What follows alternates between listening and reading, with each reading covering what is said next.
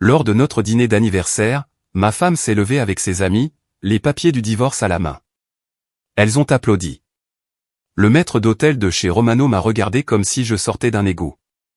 Mon plus beau costume, qui, je l'avoue, n'avait pas vu la lumière du jour depuis notre mariage il y a 5 ans, me serrait aux épaules alors que j'ajustais ma cravate qui ressemblait plus à un nœud coulant.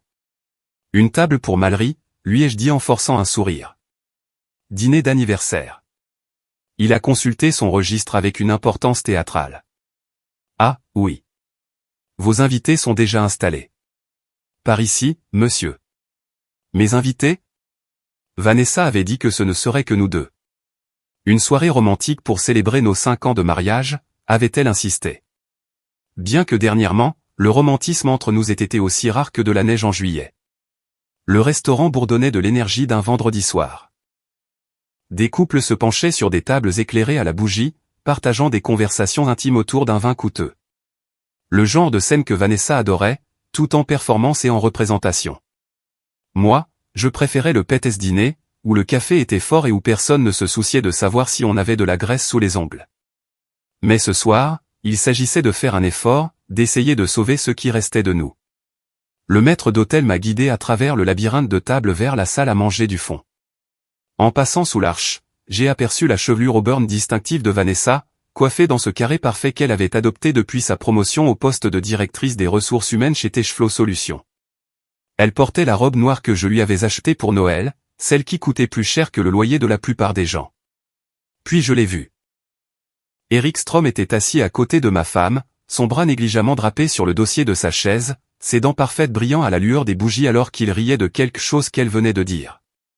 Là de l'immobilier qui rôdait dans notre quartier ces derniers temps, vendant des appartements hors de prix à de jeunes professionnels qui pensaient que des comptoirs en granit équivalaient au bonheur.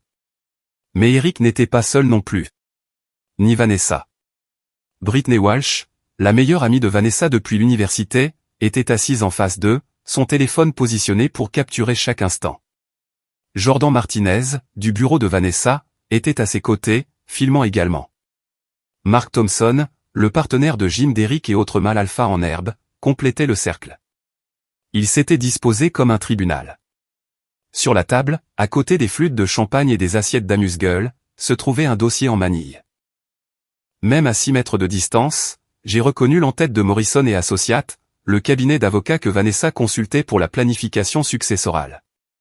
Les pièces du puzzle se sont assemblées avec une clarté cristalline. Les appels téléphoniques mystérieux, les longues nuits au bureau, le nouveau parfum, l'intérêt soudain pour « travailler sur notre mariage », qui avait mené à l'invitation de ce soir. Ce n'était pas une célébration d'anniversaire. C'était une exécution. Greg. La voix de Vanessa a traversé la salle à manger, claire et artificielle. Te voilà. Viens nous rejoindre. Toutes les têtes dans le restaurant se sont tournées. Les conversations se sont interrompues. Le maître d'hôtel s'est retiré comme s'il sentait un désastre imminent. J'ai marché vers la table, mes pas résonnant sur le parquet. 5 visages observaient mon approche, 4 souriant d'anticipation, un essayant de paraître compatissant. Vanessa avait toujours été douée pour maîtriser son expression, une compétence qui la servait bien aux ressources humaines. « Chérie », a-t-elle dit alors que j'atteignais la table. « J'espère que ça ne te dérange pas, mais j'ai invité quelques amis pour nous aider à célébrer. » Eric s'est levé et m'a tendu la main. « Greg, c'est bien ça ?» Eric Strom. « J'ai tellement entendu parler de vous. » J'ai serré sa main, remarquant la Rolex, les ongles manucurés, le parfum qui coûtait probablement plus que mon hypothèque mensuelle. Sa poignée était ferme, la pression étudiée d'un homme qui avait lu trop d'articles sur les poignées de main de pouvoir. Eric, ai-je dit. Le type de l'immobilier. Vanessa vous a mentionné. Son sourire s'est élargi. Que des bonnes choses, j'espère. Oh, absolument. Elle est très détaillée dans ses descriptions. Brittany a gloussé, tenant son téléphone fermement. Jordan a ajusté son angle pour un meilleur éclairage. Marc a fait craquer ses doigts comme s'il s'attendait à des ennuis. J'ai pris la chaise vide, celle qui me mettait dos au mur et face à la sortie. De vieilles habitudes de mes jours dans l'armée, avant que j'aie troqué les bottes de combat pour des bottes de travail et ouvert le garage Malries Auto Repair. Alors, ai-je dit en m'installant. Quelle est l'occasion, à part l'évidence ? Le sourire de Vanessa a vacillé. Elle s'attendait à des larmes, peut-être de la rage, certainement des supplications. Ce qu'elle n'avait pas anticipé, c'était une acceptation calme. Greg, a-t-elle commencé, sa voix prenant ce ton thérapeutique qu'elle utilisait avec les employés difficiles. Nous devons parler de nous, de notre avenir. Notre avenir? J'ai hoché la tête, songeur. Formulation intéressante. Eric s'est penché en avant, incapable de se contenir. Écoute, mon pote, ça n'a pas besoin de mal se passer. Vanessa et moi, nous avons trouvé quelque chose de spécial, de réel. Depuis combien de temps, ai-je demandé? Quoi? Vanessa a cligné des yeux. Depuis combien de temps trouvez-vous quelque chose de spécial? La table est devenue silencieuse. Autour de nous, le restaurant continuait son rythme de vendredi soir, mais notre petit coin était devenu un îlot de tension. Est-ce que ça a de l'importance, a dit Eric. Curiosité. Intérêt professionnel, on pourrait dire. Britney a légèrement baissé son téléphone. Ça ne se déroulait pas selon le script? 8 mois, a dit Vanessa doucement. J'ai fait le calcul. Il y a 8 mois, je travaillais 16 heures par jour pour maintenir le garage à flot après avoir perdu mon plus gros contrat. Il y a 8 mois, Vanessa me soutenait, pendant cette période difficile, m'apportant à dîner au garage, me disant que tout s'arrangerait. Il y a 8 mois, elle planifiait mon remplacement. Eh bien, ai-je dit en attrapant la bouteille de champagne. Ça explique la nouvelle lingerie. Le visage de Vanessa a rougi. Greg. Celle avec l'étiquette encore dessus, au fond de ton tiroir. Je me suis toujours demandé pour qui tu la gardais. La mâchoire d'Eric s'est crispée. Et, du calme, champion. Je ne juge pas. Je relis juste les points. J'ai versé un verre de champagne, remarquant l'étiquette. Dom Pérignon. Quelqu'un se sentait généreux avec mon argent. Jordan a chuchoté quelque chose à Britney, qui a repris le tournage. Les papiers sont juste là, a dit Eric en désignant le dossier en manille. Un divorce à l'amiable standard. Très civilisé. J'ai ouvert le dossier et j'ai parcouru les documents. L'avocat de Vanessa avait été minutieux. Elle voulait la maison, la moitié de l'entreprise, une pension alimentaire et une rupture nette. En retour, j'obtiendrai mon camion, mes outils et le privilège de tout recommencer à 38 ans. Civilisé, ai-je répété, comme tendre une embuscade à quelqu'un lors d'un dîner public. Nous pensions que ce serait plus facile, a dit Vanessa, avec des témoins pour que les choses restent calmes. Des témoins. J'ai regardé autour de la table. Ou un public? Marc s'est agité sur sa chaise. Signe juste les papiers, mec. Ne rends pas ça plus difficile que ça ne doit l'être. Je l'ai étudié. 1,88 m, probablement 90 kg de muscles de salle de sport et de poudre de protéines. Le genre de type qui pense que l'intimidation est une tactique de négociation valide. Et vous êtes? Mark Thompson. L'ami d'Eric. Ah, le soutien moral. Quelque chose comme ça. Je me suis retourné vers les papiers, lisant attentivement pendant que 5 personnes observaient chacun de mes mouvements. Le restaurant bourdonnait autour de nous, d'autres clients profitant de leur soirée pendant que la mienne implosait au ralenti. Le règlement était pire que je ne l'avais pensé. Vanessa voulait tout. La maison que nous avions achetée ensemble, l'entreprise que j'avais bâtie à partir de rien, même mon chien, Loki. Elle me laissait les dettes et le privilège de financer sa transition vers sa nouvelle vie avec Eric. Qui était marié. Ce détail particulier ne figurait pas dans les papiers du divorce, mais j'avais fait mes devoirs.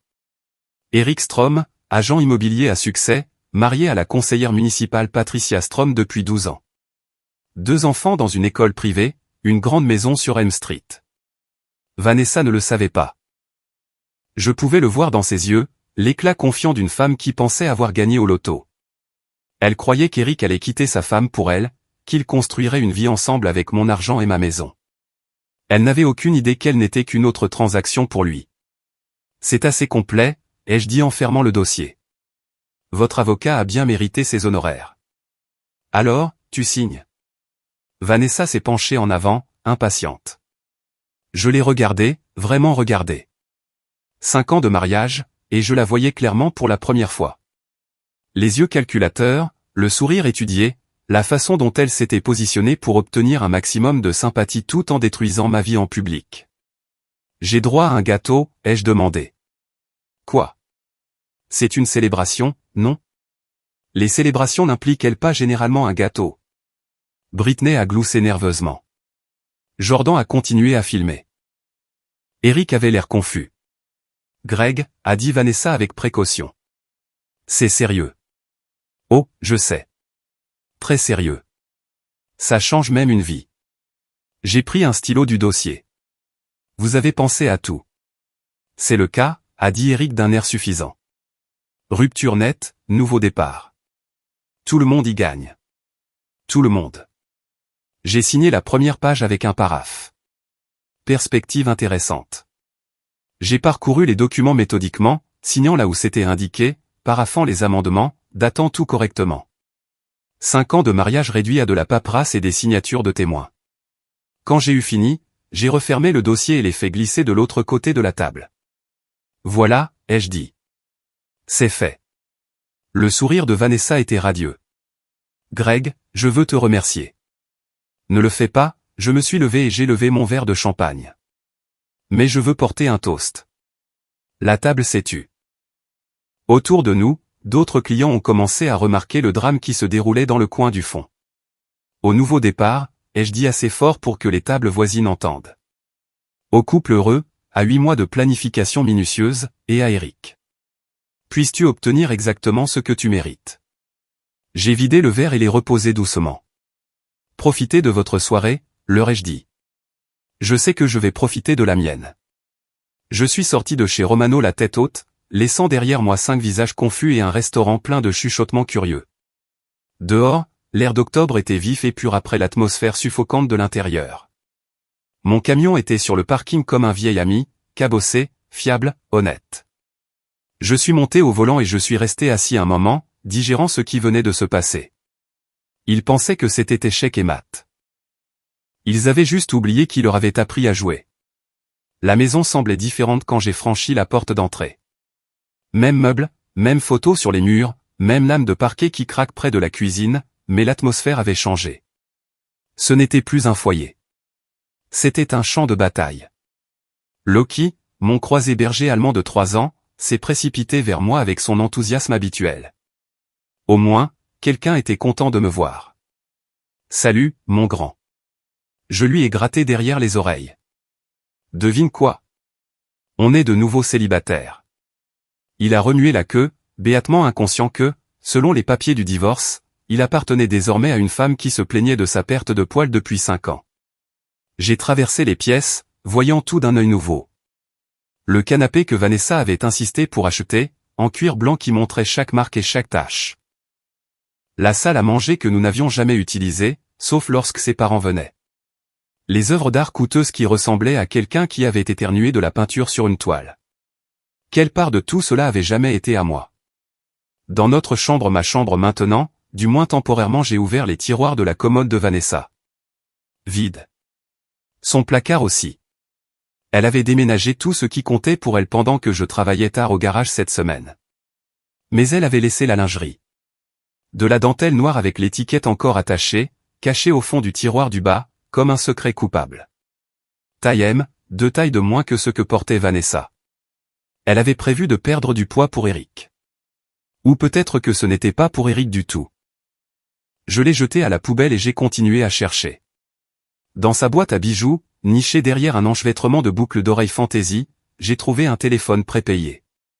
Le genre qu'on achète en espèces dans les supérettes. Le genre qu'on utilise quand on ne veut pas que ses activités soient tracées. Le téléphone était encore chargé. J'ai fait défiler les messages, ma compréhension des 8 derniers mois se remodelant à chaque fil de discussion. Vanessa n'avait pas seulement eu une liaison. Elle menait une campagne. Plusieurs hommes, plusieurs relations, toutes soigneusement compartimentées.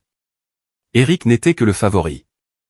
Il y avait David de la comptabilité, Miguel l'entraîneur personnel de sa salle de sport, quelqu'un appelé Papa, dont je n'ai pas pu déterminer le vrai nom d'après le contexte. Les messages étaient explicites, détaillés et accablants. Mais plus que ça, ils étaient stratégiques. Vanessa avait collecté des informations sur chacun d'eux, détails de comptes bancaires, secrets d'affaires, vulnérabilité personnelle. Elle ne se contentait pas de tromper, elle se constituait un portefeuille de garantie. Le téléphone a vibré dans ma main. Nouveau message d'Eric. Comment l'a-t-il pris? Tu as été incroyable ce soir. Hâte de célébrer ça comme il se doit. J'ai fixé l'écran, considérant mes options. Puis j'ai tapé en retour. Mieux que prévu. Il a tout signé. Retrouve-moi à l'endroit habituel dans 1 heure. La réponse est venue immédiatement. Je pensais que tu voulais attendre que le divorce soit finalisé. Les plans changent. Je me sens libéré. Chambre 237. Je serai prête. Chambre 237. Le Riverside Motel. Probablement. Le goût d'Eric pour les lieux romantiques correspondait à son goût pour le parfum. Cher, mais finalement bas de gamme. J'ai empoché le téléphone et j'ai poursuivi mon enquête. Dans le bureau, l'ordinateur de Vanessa était toujours connecté à ses comptes de messagerie. Elle avait été négligente, trop confiante. Le mot de passe était nouveau de part 2023. Subtil comme une brique. Sa boîte de réception racontait une histoire de tromperie systématique, des candidatures à des entreprises dans d'autres États, la recherche d'appartements à Portland, des demandes de crédit utilisant mon entreprise comme garantie sans ma connaissance ni mon consentement. Mais le dossier le plus intéressant était intitulé « Assurance ». À l'intérieur, j'ai trouvé des photographies, beaucoup. Moi travaillant tard au garage. Moi déjeunant avec ma secrétaire Janet, une grand-mère de 60 ans qui m'aidait avec ma comptabilité depuis 3 ans. Moi parlant à l'inspectrice Lisa Harmon devant le poste de police après avoir signalé du vandalisme au garage le mois dernier. Quelqu'un m'avait suivi, documentant mes activités, montant un dossier pourquoi? Adultère, négligence, abandon. Les eurodatages montraient que la surveillance durait depuis des mois. Des photos de qualité professionnelle prises avec un équipement coûteux. Ce n'était pas le travail de Vanessa. Elle ne savait pas utiliser un appareil photo numérique sans aide. Quelqu'un l'aidait. Quelqu'un avec des ressources et de l'expérience. J'étais encore en train de digérer cette révélation quand des phares ont balayé la fenêtre du salon. Une portière de voiture a claqué, suivie du cliquetis de talons hauts sur l'allée. Vanessa rentrait à la maison. J'ai rapidement fermé l'ordinateur et empoché le téléphone prépayé. Le temps que sa clé tourne dans la serrure, j'étais assis sur le canapé avec Loki, regardant les informations du soir comme si rien n'avait changé. Greg. Sa voix a résonné dans l'entrée. Tu es là. Dans le salon. Elle est apparue dans l'encadrement de la porte, portant toujours la robe noire du dîner. Son maquillage était maculé. Ses cheveux en désordre. Elle avait fait la fête. Bien. Il faut qu'on parle, a-t-elle dit. Je pensais qu'on avait tout réglé au dîner. À propos de la transition. De la façon dont ça va se passer. J'ai coupé le son de la télévision et je lui ai accordé toute mon attention. Je t'écoute. Elle s'est perchée sur le bord du fauteuil, gardant ses distances. L'avocat dit que ça prendra 60 jours pour que le divorce soit finalisé. D'ici là, il faut qu'on établisse quelques règles de base. Comme? Je resterai ici jusqu'à ce que je trouve un endroit convenable. Tu peux prendre la chambre d'amis. J'ai failli rire. Dans ma propre maison. Notre maison, légalement parlant, jusqu'à ce que le règlement soit finalisé. Et Eric? Il a le droit de visite? Son sang-froid s'est légèrement fissuré. Ça ne te regarde pas, en fait, si. Vois-tu, c'est toujours ma maison, mon sanctuaire, l'endroit où je vais pour échapper aux absurdités du monde.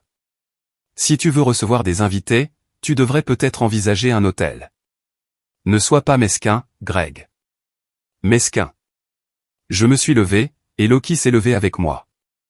Tu me tends une embuscade dans un restaurant public, tu exiges tout ce pour quoi j'ai travaillé, et tu prévois de t'installer avec ton petit ami dans ma maison, et c'est moi qui suis mesquin. Tu as signé les papiers. Je l'ai fait, parce que me battre avec toi en public aurait été moche, et malgré tout, j'ai encore un peu de respect pour ce que nous avions. Elle s'est légèrement adoucie, sentant une ouverture. On peut être civilisé à ce sujet. Absolument. En fait, j'y insiste. Bien, alors. C'est pourquoi j'ai déjà fait quelques changements. Son sourire a vacillé. Quel genre de changement? Eh bien, pour commencer, j'ai appelé la banque. J'ai gelé tous nos comptes joints en attendant le règlement du divorce. Procédure standard, selon mon avocat. Tu n'as pas d'avocat. Si, maintenant. Je l'ai engagé cet après-midi, juste après avoir quitté le restaurant. Le visage de Vanessa est devenu pâle. Greg, tu ne peux pas, j'ai aussi appelé les sociétés de cartes de crédit. J'ai tout annulé ce qui était joint, j'ai gardé ce qui est uniquement à mon nom. Encore une fois, procédure standard. C'est mon argent aussi. C'était. Au passé. D'après les papiers que tu m'as fait signer, nous sommes séparés à compter de ce soir. Vie séparée, finances séparées. Elle s'est levée, les mains tremblantes. Comment suis-je censé vivre? De la même manière que je suis censé vivre, j'imagine. Prudemment. J'ai des dépenses, des obligations. Tu aurais dû y penser avant de décider de redécorer ta vie. Elle a sorti son téléphone habituel et a commencé à composer un numéro. J'appelle Morrison. À 23h un vendredi. Bonne chance. Elle a essayé quand même, est tombée sur la messagerie vocale et a raccroché avec frustration. C'est temporaire, a-t-elle dit. Le tribunal réglera ça. Peut-être. Mais ça prendra du temps. Des semaines, probablement. Peut-être des mois. Salaud. Allons, allons. Nous avions convenu d'être civilisés. Elle s'est précipitée vers les escaliers, puis s'est arrêtée. Mes affaires. Elles sont exactement là où tu les as laissées. Je ne touche pas à tes affaires. Mais j'ai changé les serrures. Quoi? Précaution de sécurité. On n'est jamais trop prudent de nos jours. Mais ne t'inquiète pas, je t'ai fait faire une nouvelle clé. Je lui ai jeté une seule clé de la table basse. Juste celle-là, cependant. Je ne voudrais pas que des doubles traînent. Elle a attrapé la clé et l'a regardée comme si elle pouvait la mordre. Fais de beaux rêves, ai-je dit. Essaie de ne pas te prendre la porte en montant. Après qu'elle a disparu à l'étage, je me suis rassis et j'ai remis le son de la télévision. Les informations du soir diffusaient un reportage sur le vol d'identité. Comment des gens confiants se faisaient avoir par leurs proches. Quel à propos. Loki s'est installé à côté de moi, la tête sur mes genoux. Dehors, le vent d'octobre faisait vibrer les fenêtres. Quelque part à l'étage, Vanessa appelait probablement Eric, essayant de trouver son prochain coup. Laisse-la planifier. J'avais mes propres plans. Le samedi matin est arrivé, gris et bruineux. Un temps d'octobre typique dans le Maine. Je me suis réveillé dans la chambre d'Ami mon choix, pas le sien au son de la douche de Vanessa. Elle était levée tôt pour un week-end, ce qui signifiait qu'elle avait un endroit important où aller ou quelqu'un d'important à voir. J'ai fait du café et j'ai laissé Loki sortir dans le jardin pendant que je vérifiais le téléphone prépayé. 3 nouveaux messages d'Eric, de plus en plus frustré que Vanessa ne se soit pas présentée au motel la nuit dernière. Où es-tu? J'ai attendu jusqu'à minuit. Ça ne te ressemble pas, appelle-moi. Si tu as des doutes, il faut qu'on parle. J'ai tapé en retour, désolé, j'ai eu la frousse. On peut se voir aujourd'hui? J'ai besoin de te voir. Sa réponse est arrivée en quelques minutes. Bien sûr. Midi au dîner sur la route 9. On pourra parler en privé. Parfait. Le dîner de la route 9 était à 20 minutes de la ville. Le genre d'endroit où les gens allaient quand ils ne voulaient pas être vus. Je le connaissais bien. J'y avais mangé de nombreuses fois quand j'avais besoin d'échapper au dîner et aux obligations sociales de Vanessa. La douche s'est arrêtée à l'étage. J'ai empoché le téléphone et me suis concentré sur mon café, jouant le rôle du mari vaincu qui commence son week-end seul. Vanessa est apparue dans la cuisine 15 minutes plus tard, vêtue d'un jean et d'un pull qui accentuaient tout ce qu'Eric trouvait probablement attirant chez elle. Son maquillage était soigneusement appliqué pour cacher les rides de stress apparues pendant la nuit. « Bonjour », a-t-elle dit prudemment. « Bonjour. Le café est frais. » Elle s'est versé une tasse et est restée près du comptoir, gardant ses distances. À propos d'hier soir. C'est de l'eau qui a coulé sous les ponts. On s'adapte tous les deux, non? On s'adapte. Elle a siroté son café, m'étudiant par-dessus le bord de la tasse. Je sors aujourd'hui, je cherche un appartement. Malin. Plus tôt tu trouveras quelque chose, plus ce sera facile pour nous deux. Exactement. Elle semblait soulagée par mon ton raisonnable. Je serais peut-être parti la majeure partie de la journée. Prends ton temps. J'ai du travail à rattraper au garage de toute façon. Après son départ, au volant de sa Honda Civic au lieu de la BMW qu'elle préférait habituellement, j'ai appelé mon mécanicien et meilleur ami, Pete Kowalski. Malries Auto, a répondu Pete à la deuxième sonnerie. C'est moi. T'es occupé? Ça dépend. Tu as une drôle de voix. Tout va bien? Tu peux me rejoindre au garage? J'ai besoin d'un service. Donne-moi 20 minutes. Pete travaillait pour moi depuis que j'avais ouvert le garage il y a 4 ans. Ancien de la marine comme moi, bien qu'il ait passé son temps dans les sous-marins alors que j'étais dans l'infanterie de l'armée, il comprenait la loyauté, la discrétion et l'importance d'avoir un soutien fiable quand les choses se compliquaient. Je l'ai trouvé dans la baie du garage, déjà en train de travailler sur la Buick de Madame Henderson. Pete était le genre de type qui ne pouvait pas rester en place. S'il y avait du travail à faire, il le faisait. Alors, a-t-il dit sans lever les yeux du moteur. J'ai entendu dire que tu avais eu un dîner intéressant hier soir. Les petites villes. L'information voyageait plus vite que les rumeurs. Et les rumeurs voyageaient à la vitesse de la lumière. Qui te l'a dit? La nièce de Janet travaille chez Romano. Elle a dit qu'il y avait eu toute une scène dans la salle du fond. Pas une scène, plutôt une performance. Pete s'est redressé, s'essuyant les mains sur un chiffon. Il avait mon âge, mais paraissait plus vieux, usé par des années de dur labeur et une vie encore plus dure. Sa femme l'avait quitté 2 ans auparavant pour un vendeur d'assurance de Portland. Il comprenait la trahison. Tu veux en parler? Je l'ai mis au courant du dîner, des papiers du divorce et de ce que j'avais découvert à la maison par la suite. Pete a écouté sans interruption, son expression s'assombrissant à chaque détail. 8 mois, a-t-il dit quand j'ai eu fini. Elle planifiait ça pendant que tu t'épuisais au travail, en essayant de sauver l'entreprise. Il y a mieux. Je pense qu'elle me prépare quelque chose de plus gros qu'un simple divorce. Je lui ai montré les photos de surveillance sur l'ordinateur de Vanessa, la documentation systématique de mes activités. Travail de pro, a convenu Pete. Quelqu'un avec de la formation et du bon matériel. Une idée de qui ça pourrait être? Un détective privé? Ça pourrait être quelqu'un avec une dent contre toi. Ça pourrait être Eric lui-même. Les agents immobiliers utilisent tout le temps des détectives privés pour des vérifications d'antécédents sur les clients. J'ai besoin de savoir lequel.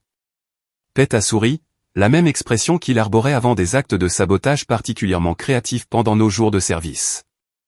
De quoi as-tu besoin? Des informations sur Eric. Sur son entreprise, sur qui il connaît et ce qu'il cache. Et je veux lui rendre l'appareil. Voir comment il aime être surveillé. Nous avons passé l'heure suivante à planifier. Pete avait des relations dans toute la région. Anciens militaires, forces de l'ordre, des gens qui lui devaient des faveurs ou partageaient des rancunes. Il pouvait recueillir des renseignements sans laisser d'empreinte. Pendant ce temps, j'avais un déjeuner à honorer. Le dîner de la route 9 était accroupi au bord de l'autoroute comme une pensée secondaire en chrome et en verre. Le genre d'endroit qui servait une nourriture passable aux camionneurs et aux voyageurs qui ne reviendraient pas se plaindre. Je suis arrivé 15 minutes en avance et j'ai pris une banquette avec une vue dégagée sur le parking. La Mercedes argentée d'Eric s'est garée à midi pile. Il est resté dans la voiture plusieurs minutes, vérifiant son téléphone et passant ses mains dans ses cheveux parfaitement coiffés. Énergie nerveuse ou peut-être de l'excitation. Difficile à dire de loin.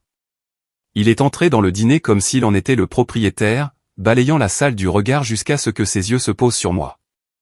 La confusion sur son visage valait le prix du billet. Greg. Il s'est approché de ma banquette avec précaution. Qu'est-ce que tu fais ici? Je t'attends, apparemment. J'ai fait un geste vers le siège vide en face de moi. Assieds-toi, Eric. Il faut qu'on parle. Il est resté debout, sa main se déplaçant instinctivement vers son téléphone. Je ne comprends pas. Comment savais-tu? Pour ton déjeuner avec ma femme? Un coup de chance. La couleur a quitté son visage. Écoute, je peux expliquer. Pas la peine. Je sais exactement ce qui se passe. J'ai brandi le téléphone prépayé de Vanessa. C'est incroyable ce que les gens laissent traîner quand ils pensent être plus malins que tout le monde. Eric s'est affalé dans la banquette comme un ballon qui se dégonfle. Ce n'est pas ce que tu crois. Vraiment? Parce qu'on dirait que tu couches avec ma femme depuis 8 mois tout en l'aidant à planifier de me prendre tout ce que je possède. Greg, tu dois comprendre. Oh, je comprends parfaitement. Tu as vu une opportunité. Femme au foyer esselé, entreprise prospère, des actifs à liquider. Comportement de prédateur classique. La serveuse est apparue, une femme d'une cinquantaine d'années à l'air fatigué qui avait probablement vu tous les drames que l'autoroute pouvait produire. Un café pour nous deux, lui ai-je dit. Et peut-être un peu d'intimité. Elle a hoché la tête et s'est éloignée, reconnaissant le ton d'une conversation qui n'avait pas besoin de témoins. Que veux-tu? A demandé Eric. Des informations. En commençant par qui a pris des photos de moi. Je ne sais pas de quoi tu parles. J'ai sorti mon téléphone et je lui ai montré une des photos de surveillance. Qualité professionnelle, équipement coûteux. Quelqu'un avec de l'expérience. Eric a fixé l'image et j'ai vu une lueur de reconnaissance traverser son visage. Tu sais, ai-je dit. Intéressant. Écoute, ce n'était pas mon idée. Vanessa a insisté. Pour engager un détective privé afin de monter un dossier contre moi? C'était quoi le plan, Eric? Prouver que je la trompais pour qu'elle obtienne un plus gros règlement? Ça ne devait pas aller si loin. Mais c'est le cas, et maintenant nous en sommes là. La serveuse est revenue avec nos cafés. Eric a ignoré sa tasse, fixant la table comme si elle détenait les réponses à des questions qu'il ne voulait pas poser. Elle n'est pas celle que tu crois, a-t-il finalement dit. Éclaire-moi. Vanessa. Elle a des plans. De grands plans. Le divorce n'est que le début. Le début de quoi? Eric a regardé nerveusement autour du dîner, puis s'est penché en avant. Elle a parlé à des gens de ton entreprise, de tes contrats, de l'expansion dans l'immobilier commercial. Mon entreprise n'est pas à vendre. Elle le sera après le divorce. Liquidation ordonnée par le tribunal pour payer le règlement. Elle a déjà des acheteurs alignés. J'ai senti quelque chose de froid s'installer dans mon estomac. Des acheteurs comme toi. J'ai essayé de l'en dissuader, mais elle est déterminée. Et tu es quoi, exactement? Le complice réticent? Je suis amoureux d'elle. J'ai failli rire. Eric, tu es marié. Heureusement marié, d'après ce que j'ai entendu. 2 enfants, une grande maison, une femme au conseil municipal. Tu n'es pas amoureux. Tu fais une crise de la quarantaine. Son visage a rougi. Tu ne sais rien de mon mariage. Je sais que Patricia Strom est une femme intelligente avec une bonne réputation et de meilleurs avocats que tu ne peux te permettre. Je sais qu'elle a des ambitions politiques qui n'incluent pas de scandale. Et je sais qu'elle n'a aucune idée que son mari joue à la maison avec une femme qui prévoit de détruire la vie d'un homme innocent pour le profit. Les mains d'Eric tremblaient maintenant. Tu ne peux pas le lui dire. Pourquoi pas? Il semble qu'elle ait le droit de savoir. S'il te plaît. Ça ruinerait tout. Tout, ou juste ton petit arrangement confortable? Je me suis levé, laissant un billet de 5 € sur la table pour le café que nous n'avions pas touché. Voici ce qui va se passer, Eric. Tu vas tout me dire. Qui a pris ces photos, quel est le vrai plan de Vanessa, et jusqu'où va cette conspiration? En retour, j'envisagerai de garder ta femme en dehors de ça. Et si je ne le fais pas? Alors Patricia reçoit un appel téléphonique très intéressant, ainsi que le conseil municipal, la commission des licences immobilières, et toute autre personne qui pourrait trouver tes activités extrascolaires dignes d'intérêt. Je me suis dirigé vers la porte, puis je me suis retourné.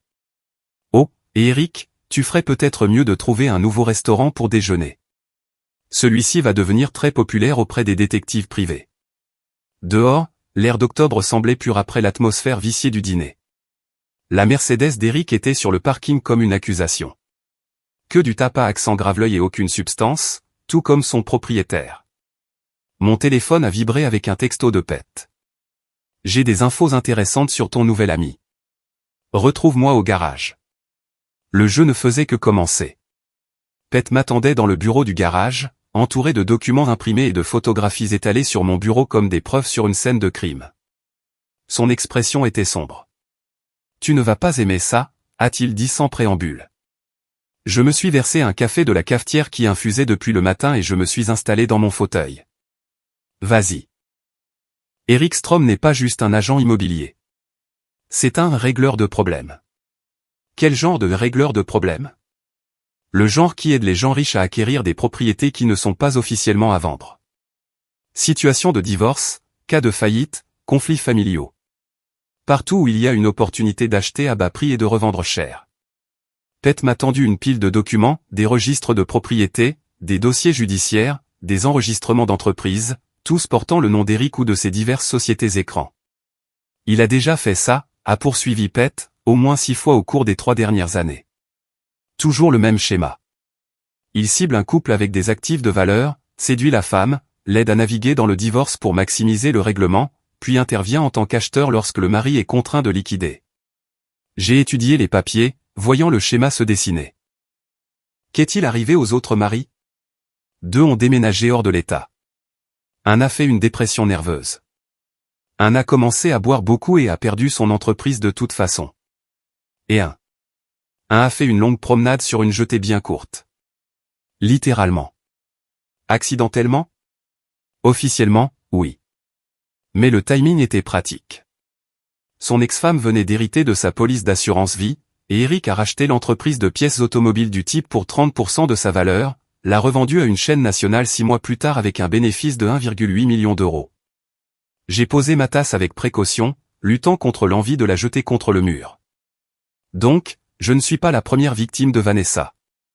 Je suis celle d'Eric. On dirait bien. Mais c'est là que ça devient intéressant. Pet a sorti une autre série de documents. Eric ne travaille pas seul. Il a des appuis.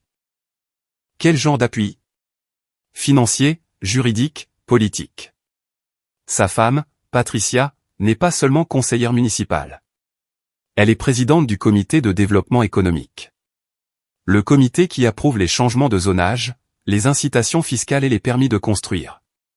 Les pièces s'emboîtaient avec une clarté écœurante. Ils travaillent ensemble. Ça doit être ça. Eric identifie les cibles, Patricia aplanit le chemin réglementaire, et ils se partagent les bénéfices. Un partenariat parfait. Sauf que Patricia est mariée avec lui, ce qui leur donne le secret conjugal au tribunal et des actifs partagés pour les investissements. Très pratique. Je me suis adossé à ma chaise, digérant l'ampleur de la conspiration. Ce n'était pas seulement de l'adultère. C'était de la fraude organisée à grande échelle. Il y a plus, a dit Pet. Le détective privé qui prend ses photos de toi, il s'appelle Marcus Webb. Attends, j'ai levé la main. Répète-moi ce nom. Marcus Webb. Ancien inspecteur de police. Il a perdu son badge il y a 3 ans pour avoir accepté des pots de vin. Maintenant, il travaille dans la sécurité privée et la surveillance. Quelque chose à propos de ce nom me dérangeait, mais je n'arrivais pas à le situer. Quel genre de pot de vin? Le genre qui aidait certains contrats immobiliers à passer sans inspections appropriées ni examens environnementaux. Laisse-moi deviner, des contrats impliquant Eric Strom. Entre autres. Webb te photographie depuis 2 mois, montant un dossier qui te fait passer pour un mari absent et un propriétaire d'entreprise douteux. Pet m'a montré d'autres photos. Moi travaillant tard. Moi déjeunant avec diverses femmes, toutes des associées ou des clientes. Moi rencontrant l'inspectrice Lisa Harmon à propos du vandalisme au garage. Ils construisent un récit, ai-je réalisé. Mari négligent, possiblement infidèle, propriétaire d'entreprise financièrement irresponsable. Des motifs parfaits pour un règlement de divorce qui te laisse sans rien et fait passer Vanessa pour la victime. Et ensuite, Eric intervient pour racheter ton entreprise et ta propriété à des prix de déstockage, pendant que Patricia s'assure que le zonage est modifié pour permettre un développement à haute densité. Ton garage devient des appartements de luxe, la maison devient un espace commercial, et ils se font des millions.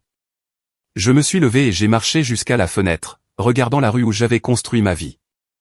Des maisons modestes, des familles de travailleurs, des gens qui faisaient confiance à leurs voisins et croyaient au fair play. Des gens comme moi, jusqu'à hier. Comment on les arrête? Pet a souri, la même expression qu'il arborait avant des actes de sabotage particulièrement créatifs pendant nos jours dans la marine. On retourne leur propre système contre eux. C'est-à-dire? La surveillance de Webb fonctionne dans les 2 sens. S'il t'a surveillé, il a aussi documenté les activités d'Eric. Y compris ses rencontres avec Vanessa, ses visites de propriété qu'il prévoyait d'acquérir, et sa coordination avec les fonctionnaires de la ville. Tu penses qu'il a gardé des copies? Les types comme Webb gardent toujours des copies. Une police d'assurance au cas où leurs employeurs se retournent contre eux. Donc, soit on trouve Webb et on le convainc de partager, soit on trouve ses dossiers et on prend ce dont on a besoin. Je me suis retourné vers Pet. Ça ressemble à de l'effraction. Seulement si on se fait prendre. Mon téléphone a vibré avec un message texte. Vanessa. J'ai trouvé un appartement parfait. Je déménage le week-end prochain. On peut discuter des conditions? J'ai montré le message à Pet. Il a ri. Elle pense qu'elle a gagné, a-t-il dit. Laissons-la le croire. Pendant ce temps, on rassemble des preuves. Et pour Eric? Il semblait assez secoué au dîner. Eric va nous aider, qu'il le sache ou non. J'ai sorti le téléphone prépayé de Vanessa et j'ai fait défiler l'historique des messages, cherchant des schémas et des opportunités. Ce soir, ai-je dit. Eric et Vanessa doivent se rencontrer au Riverside Motel, chambre 237. Comment tu sais? Parce que c'est moi qui ai organisé la rencontre. Le sourire de Pet s'est élargi. En utilisant son téléphone. C'est incroyable ce que les gens sont prêts à croire quand ils veulent l'entendre. Quel est le plan? Simple. On documente leur rencontre, on les fait parler de la conspiration, et on enregistre tout. Et ensuite, on donne à Marcus Webb un avant-goût de sa propre médecine. L'après-midi est passé rapidement pendant que nous nous préparions. Pet avait des contacts qui pouvaient fournir du matériel de surveillance, le genre qui ne laissait ni numéro de série ni trace d'achat. J'avais une connaissance intime de la disposition du Riverside Motel pour avoir travaillé sur leur système de chauffage. Le soir, nous étions prêts. Le Riverside Motel n'avait pas été rénové depuis l'administration Carter. Stuc rose délavé, enseigne aux néons vacillantes, et le genre de clientèle qui payait en espèces et ne demandait pas de reçu. La chambre 237 était au 2e étage, accessible par des escaliers extérieurs et idéalement située à côté d'un local technique. Pet et moi sommes arrivés 1 heure avant la rencontre prévue, nous garant dans le parking de la station-service abandonnée de l'autre côté de la rue. Nous avions une vue dégagée sur l'entrée du motel et la place de parking habituelle d'Eric. Le voilà, a dit Pet, désignant une Mercedes argentée qui entrait dans le parking. Pile à l'heure. Eric s'est garé et est resté dans sa voiture plusieurs minutes, vérifiant son téléphone et s'arrangeant dans le rétroviseur. Finalement, il est sorti et a monté les escaliers jusqu'au 2e étage. Et maintenant, a demandé Pet. Maintenant, on attend que Vanessa se pointe et se demande pourquoi Eric est déjà là. Le téléphone habituel de Vanessa que j'avais emprunté dans son sac à main a sonné 20 minutes plus tard. Greg, où es-tu? À la maison. Pourquoi? Je suis au motel et la voiture d'Eric est là, mais il ne répond pas à sa porte. Quel motel? Silence, puis, laisse tomber. J'ai dû me tromper de chambre. Vanessa, qu'est-ce qui se passe? Rien. Je te reparle plus tard. Elle a raccroché. De l'autre côté de la rue, je pouvais la voir debout devant la chambre 237, la confusion et la colère évidentes dans sa posture. Elle est en train de comprendre, a observé Pet. Bien. Les gens confus font des erreurs. Vanessa a martelé la porte. Eric a ouvert, et même de notre distance, nous pouvions voir la conversation animée qui a suivi. Geste, voix élevée, accusation. Parfait. Il est temps de se rapprocher, ai-je dit. Nous avons traversé la rue et nous sommes approchés du local technique adjacent à la chambre 237. La serrure était vieille et corrodée. Pet l'a ouverte en 30 secondes. À l'intérieur, nous pouvions entendre chaque mot à travers les murs fins. Je t'avais dit de ne pas venir ici. La voix d'Eric, en colère et stressée. Tu m'as envoyé un texto. Tu as dit que tu avais besoin de me voir.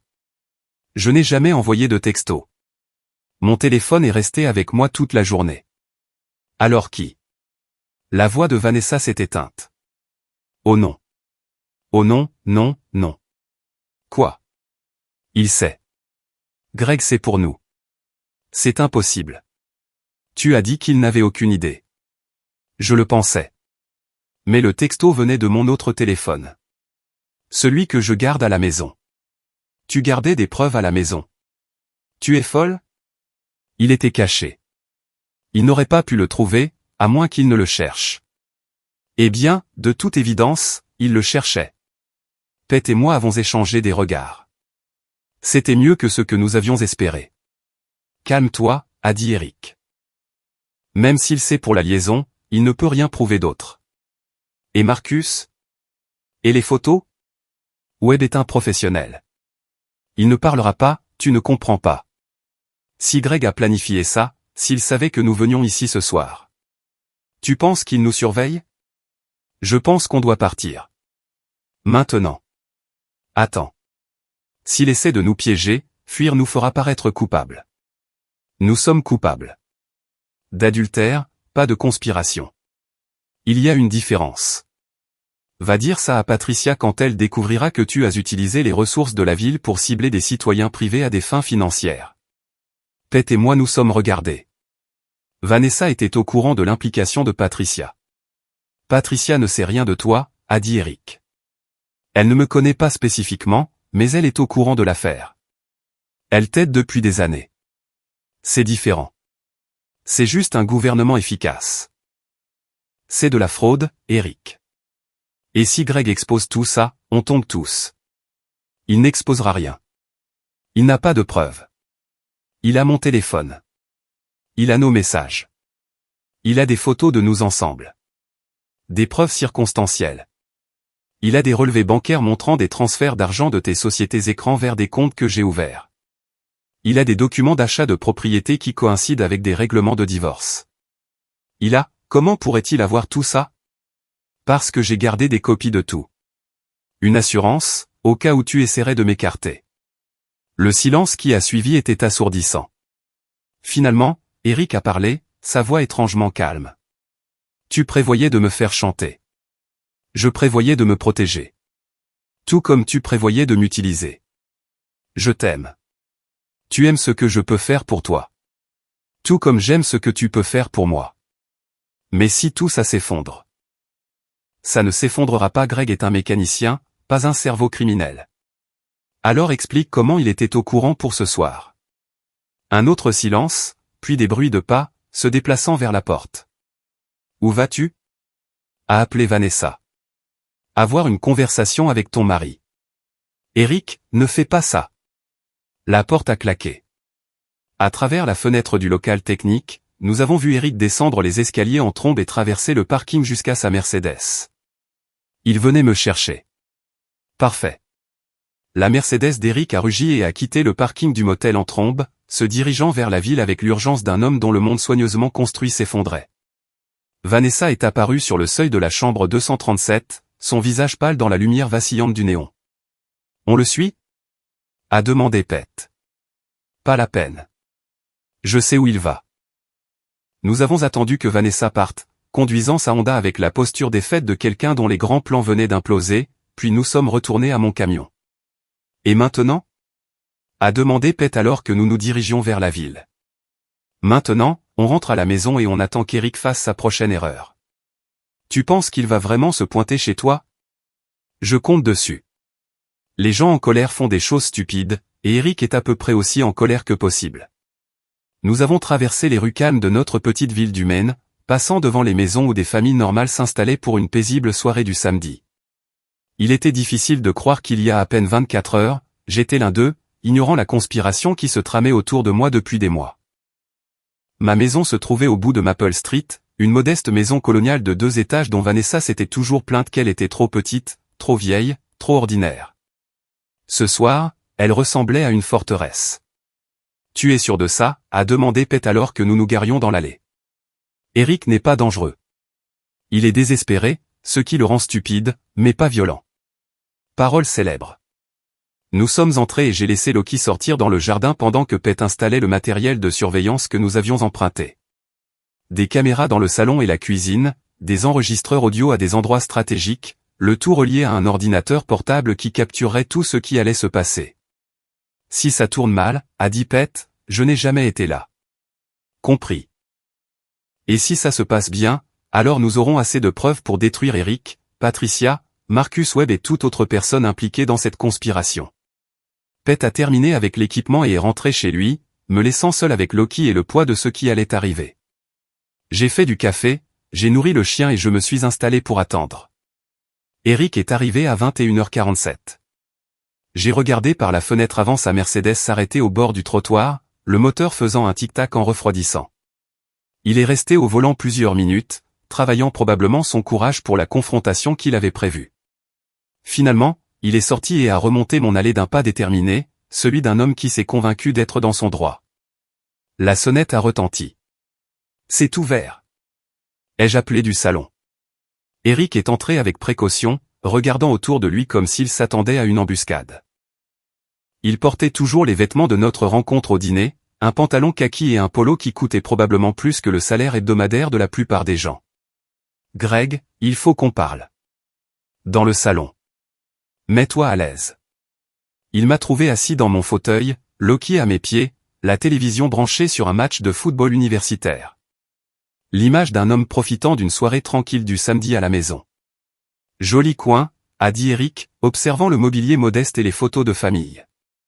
Très domestique. Merci. Je peux te servir quelque chose? Café, bière, sérum de vérité? Son visage a rougi. Tu te crois malin. Je crois que j'apprends. Assieds-toi. Eric est resté debout, les poings serrés. Tu nous as piégés ce soir. Ah oui? Comment ça? Les textos, la rencontre au motel. Tu as utilisé le téléphone de Vanessa pour me tromper. C'est une accusation grave. As-tu des preuves? Je n'ai pas besoin de preuves. Je sais ce qui s'est passé. Ce qui s'est passé, Eric, c'est que ta petite amie a eu la frousse de te retrouver à votre lieu de rendez-vous habituel. Peut-être qu'elle commence à réaliser à quel genre d'homme elle a affaire. Tu ne sais rien de moi. Je sais que tu es marié à une conseillère municipale qui t'aide à commettre des fraudes depuis des années. Je sais que tu as détruit au moins 6 familles avec ta petite arnaque immobilière. Je sais que tu as engagé Marcus Webb pour monter un faux dossier contre moi afin que tu puisses voler tout ce pour quoi j'ai travaillé. Le sang-froid d'Eric s'est fissuré.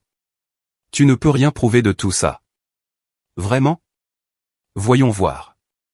J'ai des dossiers financiers montrant des transferts d'argent entre tes sociétés écrans et des comptes que Vanessa a ouverts. J'ai des photos de surveillance documentant tes rencontres avec les fonctionnaires de la ville. J'ai des conversations enregistrées entre toi et Vanessa discutant de la conspiration. Tu bluffes. Ah oui? Dis-moi, Eric, quand toi et Patricia vous partagez les bénéfices de vos diverses combines, vous utilisez des comptes joints ou séparés? Parce que le fisc s'intéresse de très près aux revenus non déclarés, surtout quand il s'agit de corruption publique.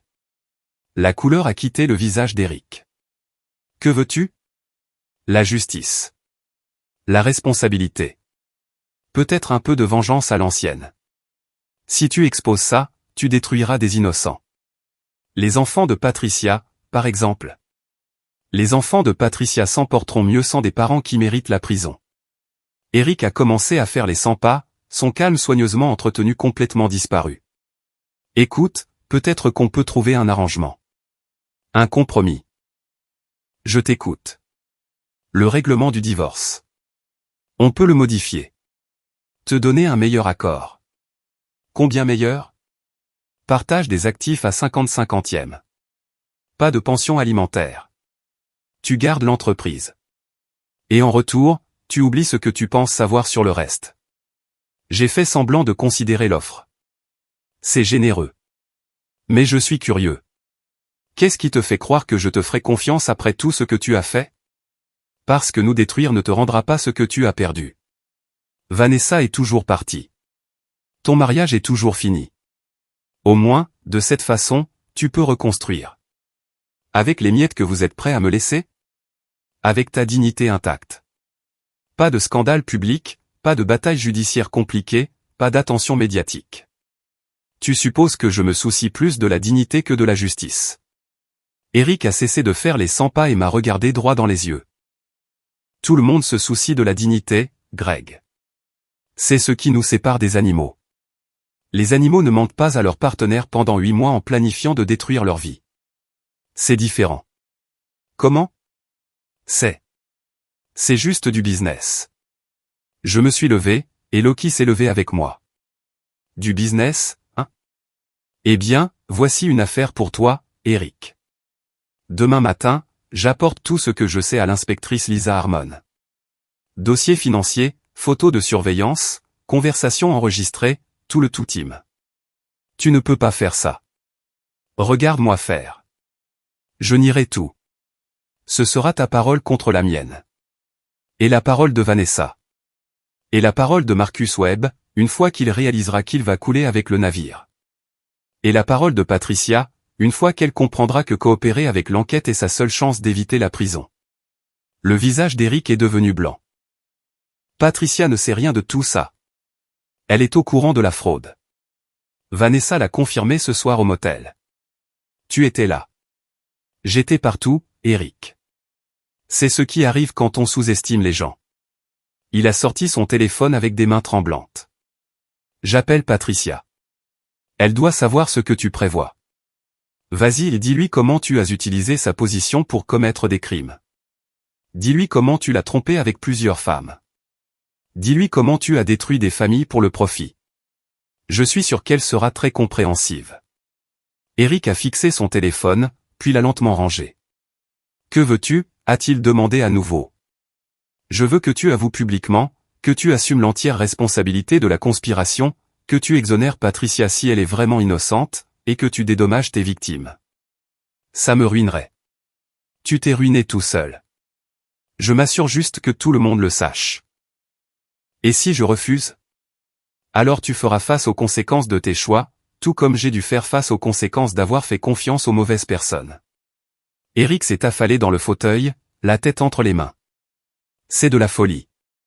Il y a 24 heures, tout était parfait. Il y a 24 heures, tu te croyais plus malin que tout le monde.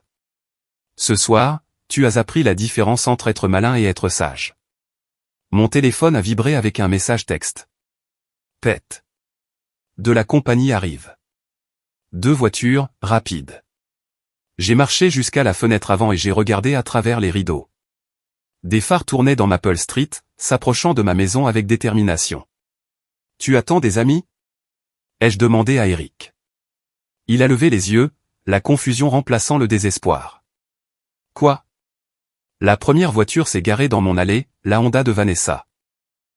La seconde s'est garée au bord du trottoir, un SUV noir que je ne reconnaissais pas, on dirait que toute la bande est là, ai-je dit. Vanessa est sortie de sa voiture et s'est précipitée vers la maison. Du SUV est sortie une femme que j'ai reconnue sur des photos de journaux. Patricia Strom, la femme d'Eric et conseillère municipale. Elle était plus âgée que Vanessa, plus distinguée, avec l'assurance de quelqu'un habitué à l'autorité. Derrière Patricia est venue une troisième silhouette, un homme imposant dans une veste sombre qui se déplaçait avec le pas déterminé de la sécurité professionnelle. Marcus Webb, vraisemblablement. Ça devrait être intéressant, ai-je dit. Eric s'est levé, la panique évidente dans sa voix. Patricia ne peut pas me voir ici. Elle ne peut être au courant de rien de tout ça. Un peu tard pour ça, tu ne crois pas ? La porte d'entrée s'est ouverte sans cérémonie. Vanessa est entrée la première, le visage rouge de colère et de désespoir. Patricia a suivi, son expression froidement furieuse. Webb fermait la marche, sa main reposant nonchalamment près de ce qui était probablement une arme dissimulée. Eh bien, ai-je dit. C'est inattendu. Devrais-je faire plus de café ? Patricia Strom a regardé mon modeste salon avec le dédain de quelqu'un habitué au luxe. Son regard s'est posé sur Eric, et la température dans la pièce a semblé chuter de 10 degrés. Bonsoir, chérie, a-t-elle dit. Tu passes une bonne soirée ? Le silence s'est étiré comme un fil tendu, prêt à se rompre. Patricia Strom se tenait sur le seuil de mon salon, ses cheveux argentés parfaitement coiffés et ses vêtements de marque lui donnant l'air de sortir d'une affiche de campagne politique. À ses côtés, Marcus Webb ressemblait exactement à ce qu'il était, un flic déchu qui avait troqué son badge contre une licence de détective privé et un code moral flexible. Eric n'avait pas bougé du fauteuil, figé comme un cerf dans les phares. Vanessa oscillait près de l'entrée, regrettant clairement la décision qui avait mené à cette confrontation. Patricia a finalement réussi à dire Eric. Je peux expliquer. Je suis sûr que tu peux, sa voix portait l'autorité tranchante de quelqu'un habitué aux salles de conseil d'administration et aux conseils municipaux.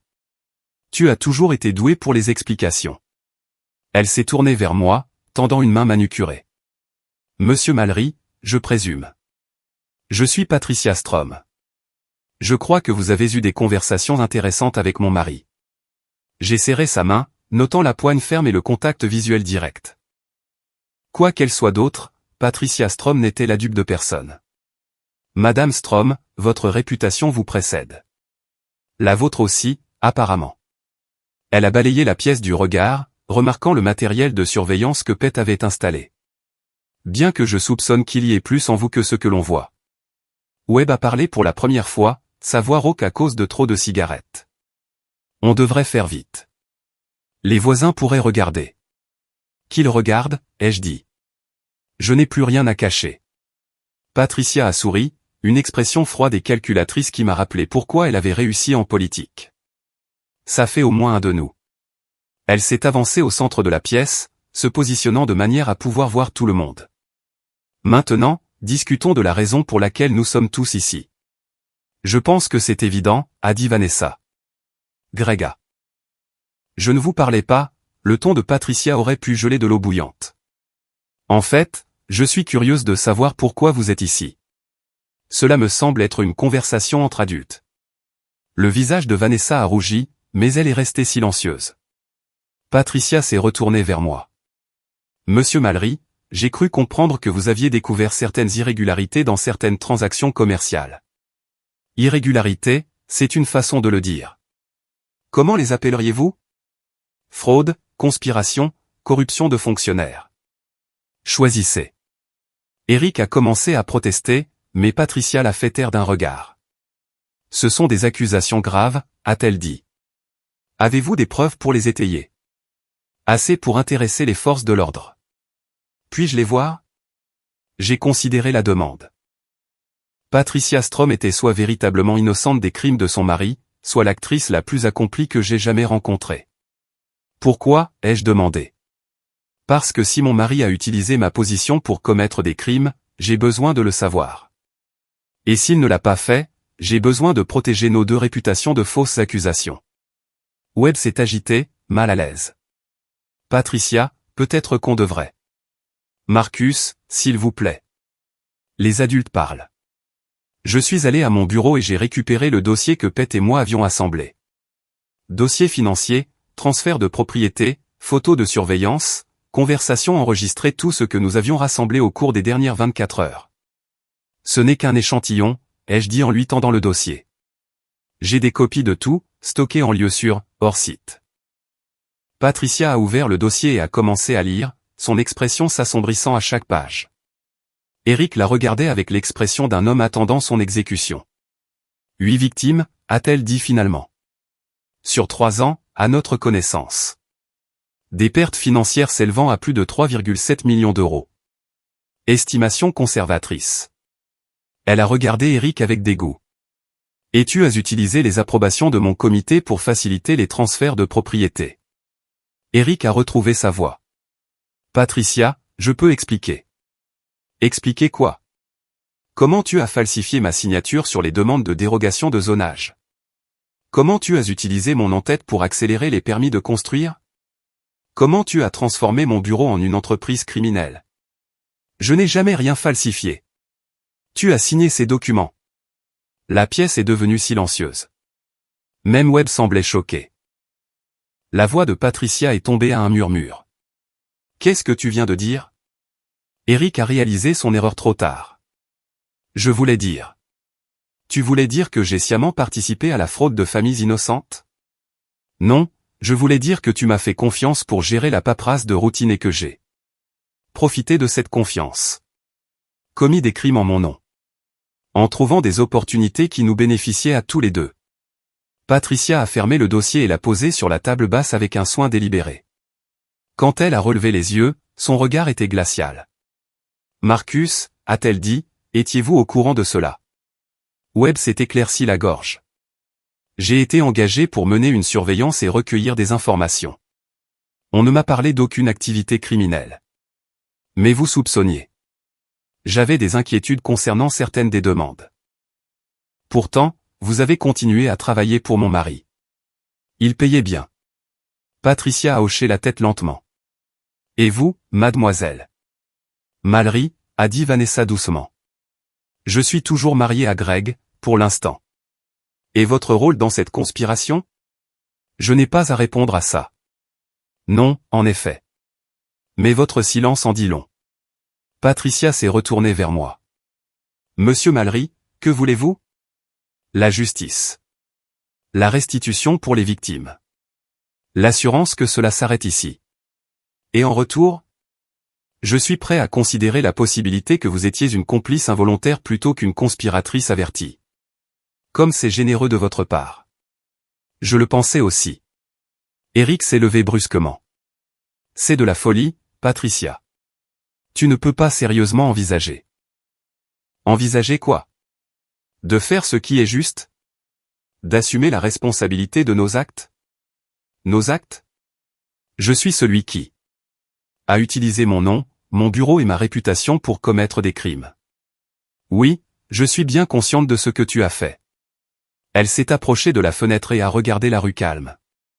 23 ans de mariage. 15 ans de service public. Tout cela détruit parce que tu ne pouvais pas te satisfaire de ce que nous avions. Je l'ai fait pour nous. Pour notre avenir. Tu l'as fait pour toi. Comme tu as fait tout le reste. Vanessa est intervenue. Madame Strom, je veux que vous sachiez que je n'ai jamais eu l'intention. Vous n'avez jamais eu l'intention de vous faire prendre. Pas plus que mon mari. Pas plus que quiconque impliqué dans cette sordide petite entreprise. Patricia est revenue au centre de la pièce. Monsieur Mallory, j'ai une proposition à vous faire. Je vous écoute. Je veillerai personnellement à ce que chaque victime de cette conspiration reçoive une restitution complète. Je coopérerai entièrement avec les forces de l'ordre. Je démissionnerai de mon poste au conseil municipal et me retirerai de la vie publique. Et en retour, je veux votre assurance que mes enfants seront protégés de l'attention des médias. Ils sont innocents dans tout ça. J'ai considéré son offre. Et pour Eric? Eric fera face aux conséquences que la loi jugera appropriées. Et Vanessa? Patricia a jeté un regard méprisant à ma femme. C'est entre vous et elle. Eric tremblait maintenant. Patricia, tu ne peux pas simplement m'abandonner. Je ne t'abandonne pas. Je te vois enfin clairement. Elle a ramassé le dossier et me l'a rendu. Avons-nous un accord? Oui. Webb est intervenu. Et moi? Qu'en est-il de vous? A demandé Patricia. J'ai des informations sur d'autres cas, d'autres clients. Je pourrais être utile à l'enquête. Vous pourriez aussi être poursuivi pour complicité de fraude. Mais si je coopère. Si vous coopérez, vous pourriez éviter la prison. Mais cela dépend du procureur, pas de moi. Vanessa a finalement trouvé son courage. Tout cela est très noble. Mais qu'en est-il du divorce? De notre accord? J'ai regardé ma femme bientôt ex-femme et n'ai ressenti que de la pitié. Le divorce reste tel qu'il a été signé. Tu n'obtiens rien au-delà de ce qui est légalement requis, ce qui est essentiellement rien. Tu ne peux pas faire ça. Je peux, et je le fais. Tu as conspiré pour me frauder, Vanessa. Tu as de la chance que je ne porte pas plainte. Je contesterai ça au tribunal. Avec quel avocat? Quel argent? Tes co-conspirateurs sont sur le point d'être arrêtés. Ton petit ami est sur le point de divorcer. Et ta réputation est sur le point d'être détruite. Bonne chance pour trouver un avocat. Patricia s'est dirigée vers la porte. Je pense que nous avons terminé ici. Attends. A appelé Eric derrière elle. Patricia, s'il te plaît. On peut arranger ça. Elle s'est arrêtée et l'a regardé. 23 ans, Eric. 23 ans de mariage, et je ne t'ai jamais vraiment connu. Elle est partie sans un mot de plus. Webb a suivi après m'avoir donné une carte de visite. Appelez-moi quand vous serez prêt à conclure un marché, a-t-il dit. Cela laissait Eric et Vanessa seuls avec moi dans mon salon.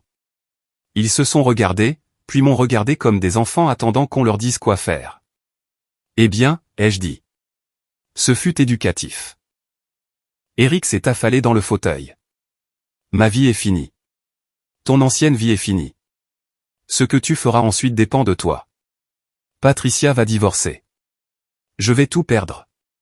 Tu perdras ce que tu aurais dû valoriser en premier lieu. Vanessa s'est dirigée vers la porte. Je m'en vais. Bonne idée. Greg. Je suis désolé pour tout ça. Non, tu ne le es pas. Tu es désolé de t'être fait prendre. Elle a commencé à argumenter, puis a semblé y renoncer. Je reviendrai pour mes affaires. Elles seront sur le porche. Après leur départ, je suis resté assis dans le silence soudain de ma maison, digérant tout ce qui s'était passé. Loki est venu poser sa tête sur mes genoux, sentant que le danger était passé. Mon téléphone a vibré avec un texto de Pete. Comment ça s'est passé? Mieux que prévu. C'est fini. Tout. J'ai regardé autour de mon salon, ma maison, mon sanctuaire, ma vie. Demain, j'appellerai l'inspectrice Lisa Harmon et je lui remettrai toutes les preuves. Patricia tiendrait sa parole concernant la restitution et la coopération. Eric ferait face aux conséquences de ses choix. Vanessa devrait construire une nouvelle vie sans mes subventions. Et moi, je reconstruirais, plus sage qu'auparavant. Le jeu était terminé. Le roi était détrôné. Et pour la première fois depuis des mois, je pouvais respirer librement dans ma propre maison. La justice, s'est-il avéré, était plus douce que la vengeance. Mais de peu.